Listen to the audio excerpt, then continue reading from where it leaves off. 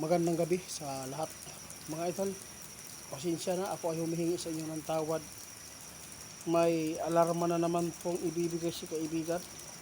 Hindi ko nais na takutin kayo, pero mahalaga po ang sabi ng ating kaibigan, ang kanyang nagkikita na impormasyon para maibigay po sa atin ang kaligtasan.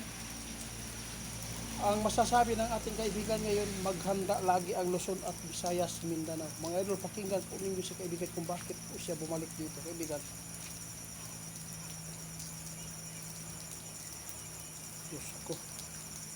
Ito po ang hindi maganda ngayong mga idol. Pakinggan nyo ulit.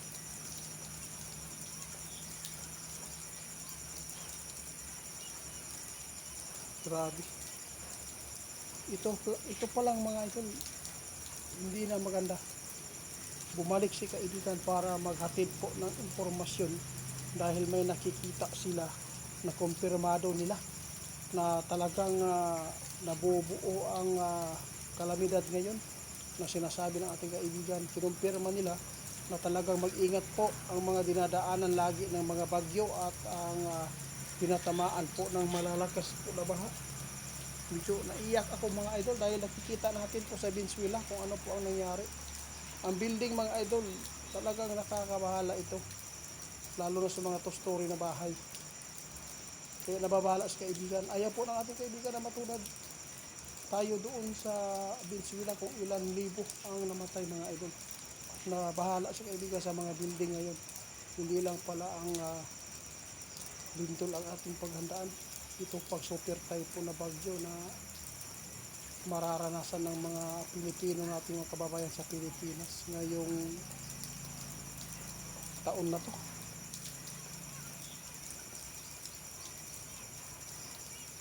So, maghanda daw tayong lahat mga idol.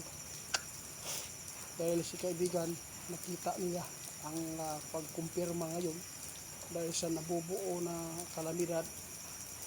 Sana hindi malakas itong bagyo at saka nabahala tayo dahil si kaibigan mismo nagpaabot na ang mga sakuna posibleng mag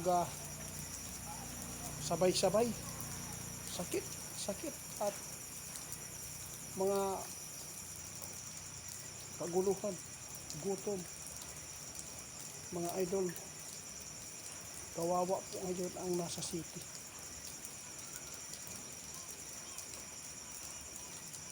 Tama ka kaibigan. Kaya mga idol, ito lang po ang masabi ko sa inyo. Si kaibigan ngayon, nababahala sa kanilang nakikita patungkol po dito sa mangyayari sa Pilipinas. Ayaw po ng ating kaibigan mga idol, matulad tayo sa Venezuela ha. Kaya lagi po siya nagpaalala. Si kaibigan hingi ng tawad Tama sa kaibigan. Naghingi siya ng tawad.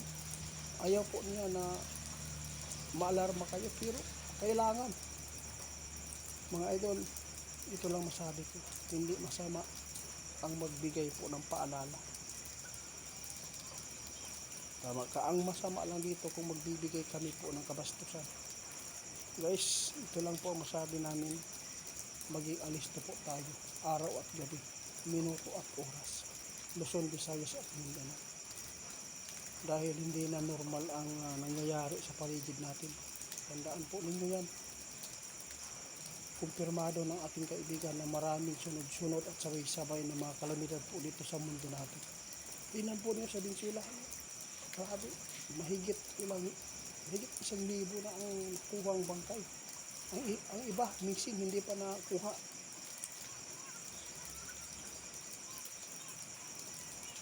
Sige, salamat kaibigan. Yun lang po mga idol ha. Si kaibigan ngayon nagbabala patungkol sa nakita nila impormasyon dahil po si kaibigan nag-alala sa mga building.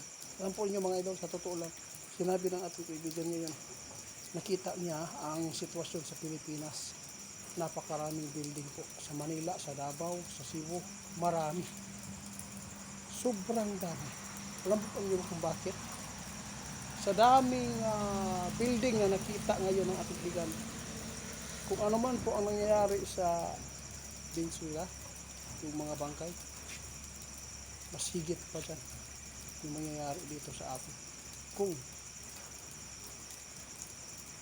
ipagpapatuloy natin po ang puyo o trabaho sa mga building ngayon. Isa ang building sa nagbibigay po ng kapahamakan sa tao. Kahit ano pa daw katibay ang mga materialis na nilagay po sa konkretong bahay o building, walang magagawa yan. Kapag ang lindol, kapag ang sakuna ang maningil. Mga idol, hanggang dito na lang. Si kaibigan nagmamahal sa atin. Mga idol, salamat po sa mga nag-report ng Ghost Hunter 88 fans dahil parang huminto na po siya sa kanyang pangluloko sa inyo. Mga idol, hanggang dito na lang muna. Magandang gabi. Mag-ingat po tayong lahat. Salamat po sa mga supporters natin.